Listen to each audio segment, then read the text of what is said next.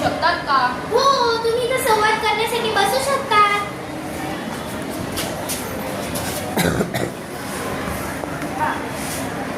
आदिवासींमध्ये पूजा पाठ ही विधी कोण करते?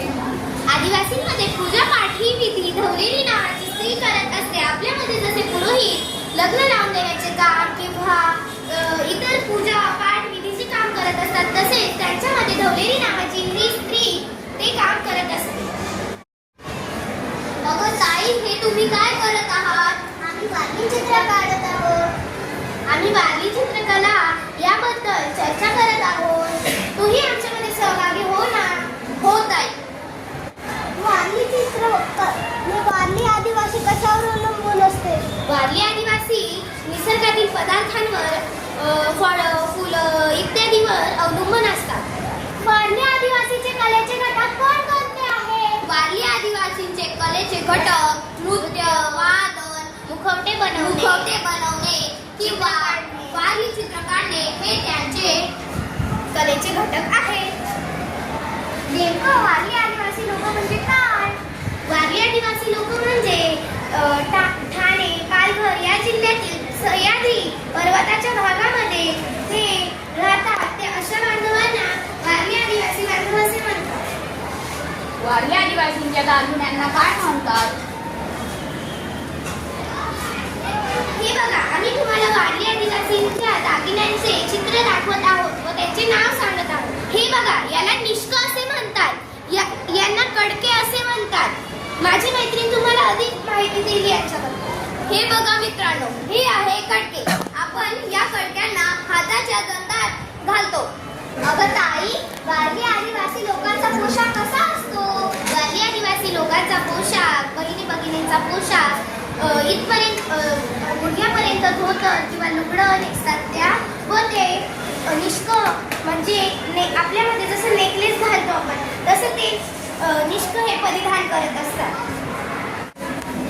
वारली आदिवासी चित्र रंगवण्यासाठी रंग कुठून आणतात? वारली आदिवासी चित्र रंगवण्यासाठी तांदळाच्या पिठापासून पांढरा रंग तयार करतात. हळदीपासून पिवळा रंग तयार करतात. पानं फुलांपासून लाल, पिवळे फुलांपासून निळा, पिवळा असे रंग तयार करतात.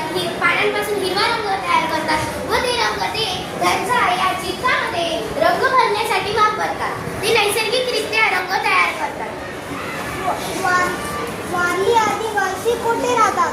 वारली आदिवासी ठाणे, पालघर या पर्वत रांगांमध्ये ते राहत असतात.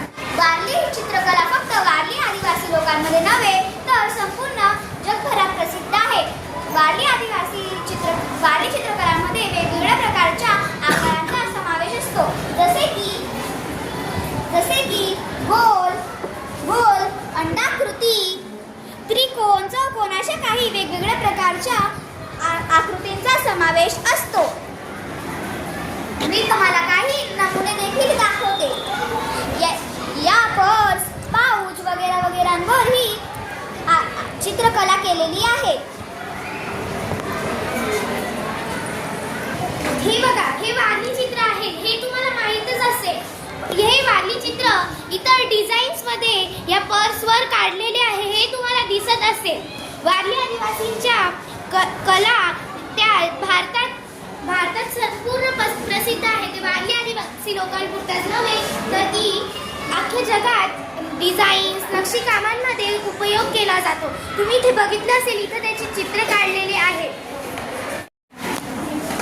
अगं ताई, हे पहा, मी बाजारातून नवीन पर्स आणले. याच्यावर हे कोणते चित्र काढलेले आहे? याच्यावरती वारली चित्र काढलेले आहे. हो का, मला समजलं. हे बघा माझ्या मित्रमैत्रिणींनो, हे बघा, हे कोणते चित्र आहे बरं? तुम्ही मला सांगू शकतात का? धन्यवाद.